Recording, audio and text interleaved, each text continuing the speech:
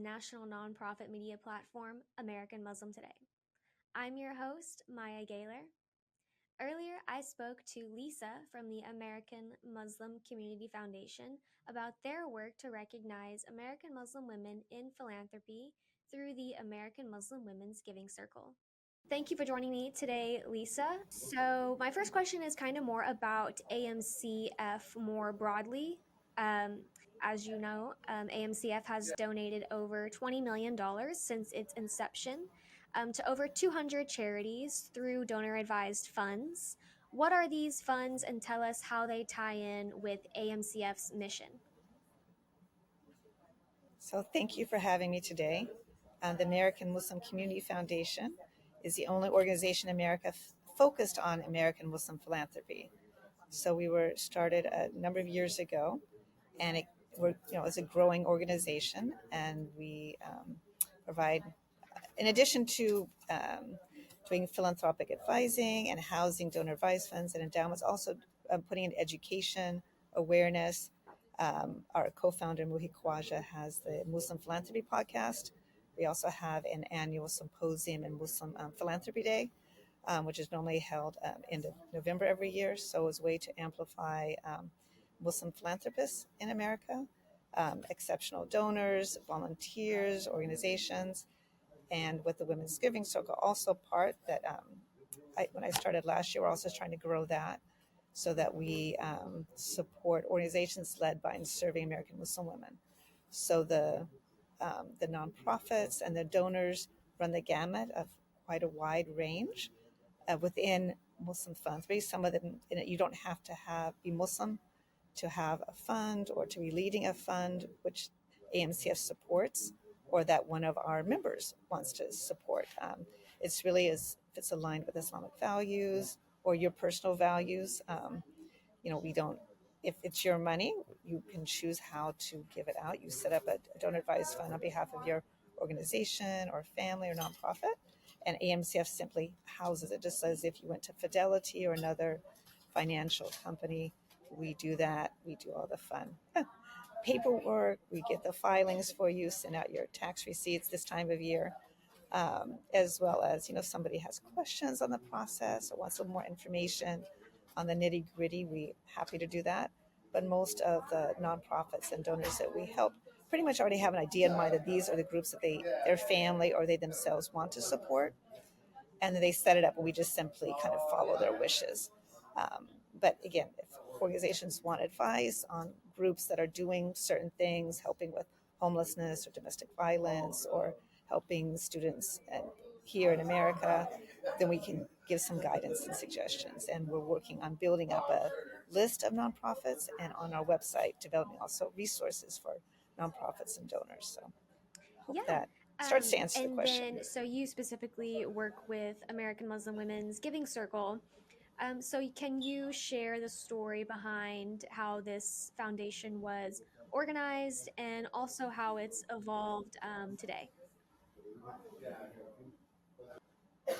So it was started a number of years ago by Muhi Khawaja, our co-founder, and really felt that the absence of a space for that in the American Muslim community. So he and some colleagues, they gathered together, they started it really for donor advice funds. And then as the years have gone by, grown it. As you mentioned, we're able to donate quite a large chunk of money. Right now we have about 225 donor advised funds, 26 endowments, as well as the Giving Circle, which each year supports three nonprofits. The Giving Circle itself was started about 3 years ago in 2021 during COVID. Everybody's stuck at home, and the idea that this is a great opportunity to support organizations that people haven't heard of, the power of women's giving, using the traditional model of, individuals give a little bit of money each month, and then the collective decision of who receives the funding. So Giving Circles, for example, one of the fastest growing methods of philanthropy in the United States. And I forget how many Giving Circles are here right now in the United States. So again, trying to grow that, but within the Islamic model. So we have members, each member, $5 or more, you become a member. Voting member at $35 a month or $420 a year. You become a voting member, and then you can members nominate an organization and voting members and choose the finalists for funding. And so that started in 21, and it went paused, COVID and some changes in AMCF structure.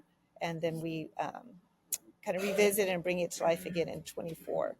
And in the 2024 cycle, alhamdulillah, we were able to, our members nominated 12 nominees who we amplified out on our social media platforms and our newsletters. We have about 14,500 person reach.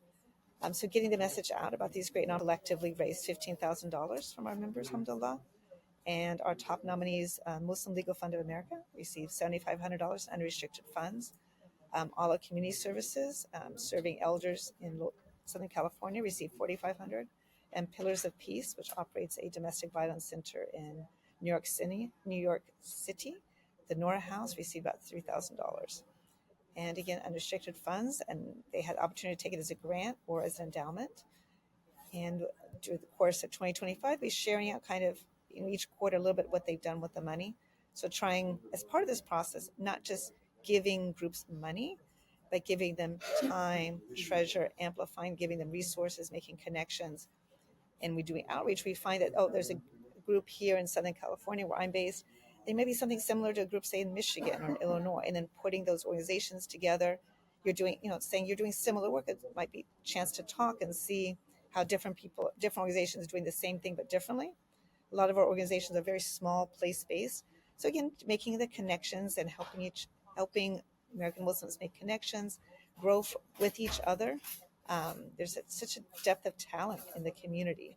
And as part of that, we started a mastermind webinars where we're towards that networking connection, leaning in to the talent in the American Muslim, especially the American Muslim women community. Many nonprofits we find are led by women or serving women, whether they're Muslim or not. So using their talent in a monthly session where they can share resources and talk about a topic or issue that's of importance, and getting resources within the community. So we had our first one last month, and we're having our second one this coming month in February with the Minnesota Deaf Muslim community, leading the conversation on how to make our spaces more accessible. A lot of our nonprofits and masajid, whether in the virtual or the digital space or the in-person space, have some work to do to be kind of more accessible. So kind of leading those discussions. How do you do that if you're on a small budget?